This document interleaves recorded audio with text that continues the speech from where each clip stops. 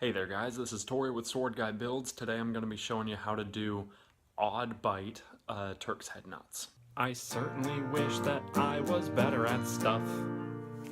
So for context, I'm going to show first a quick 4-bite Turk's head, and then after that we'll go into the odd-bight template. So for knots with an even number of bites, the last strand that you cross going down and going back up, you will go over that strand, okay? So for this 4-bite, this first loop, we go over the standing end, and then coming around the back, we go over that strand in the back. Now we cross 2, so we go under, over, right? Because we always go over the last strand. Thanks. Following this one back up, we cross 2 again, under, over. Okay. Following this one, going down, we cross 3, over, under, over. That's the only rule. You always end going over. We cross 3, over, under, over. Okay, and then following this one, going down, we cross 4, 1, 2, 3, 4, under, over, right? And then we would finish that off by just tucking it up under there, right? But we can see, I'll just sort of hold it like this. We've got 1, 2, 3, 4 bites. I dropped my needle. If we were to keep going with this same pattern, we could expand it to 6 bites or 8 or 10 or whatever you need. Okay, now that we got the context for a knot with even bites, we'll do a knot with odd bites. So the difference is this. Every time we come down in the front, we're going to go over the last strand. Every time we go up in the back, we're going to go under the last strand. Okay, so now coming back down this way, and we cross 2, under, over. Trying to keep this reasonably taut. Okay. And then going up in the back, we cross 2, over, under.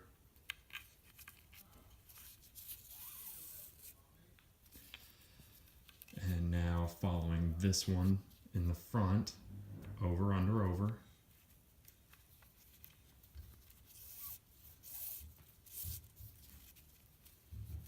And actually this is already a completed 3-bite, there we go, a completed 3-bite Turk's head.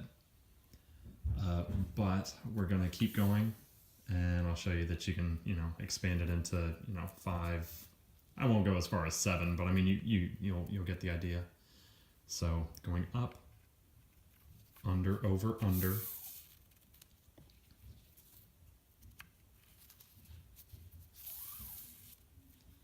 And then following this one, going back down, cross 4, under, over, under, over.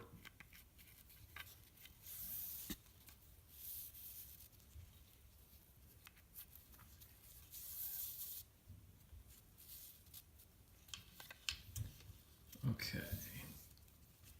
And now, I let it get crowded.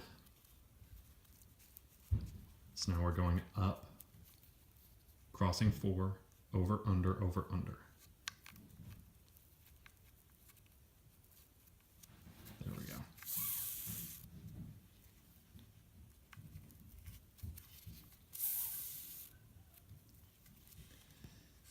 Okay, now we're going back down, over, under, over, under, over.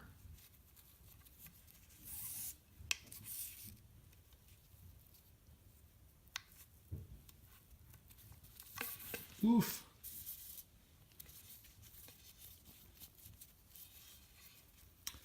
Okay, and I'll just sort of casually tuck this up under here.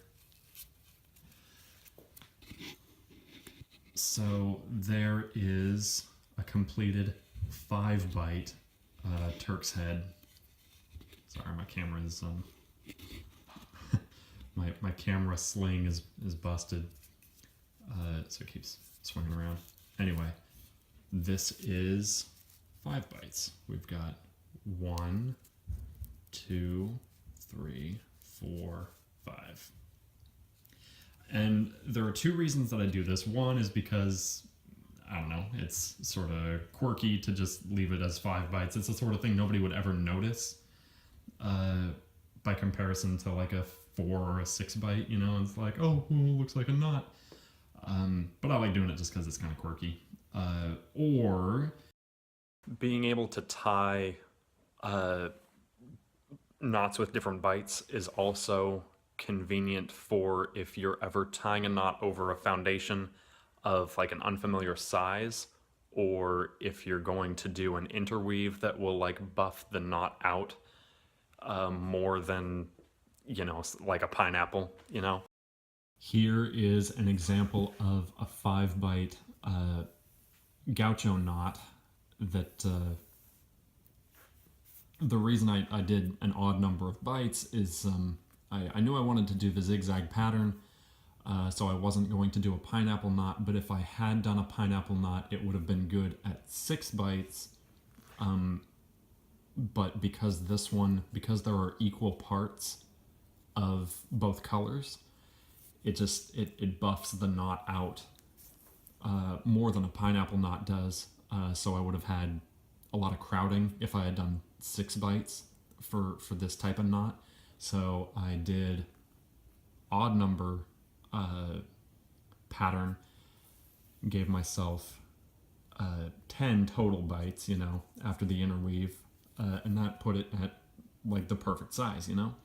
And in that sense, I argue that it is always beneficial to know how to do knots of different number bites.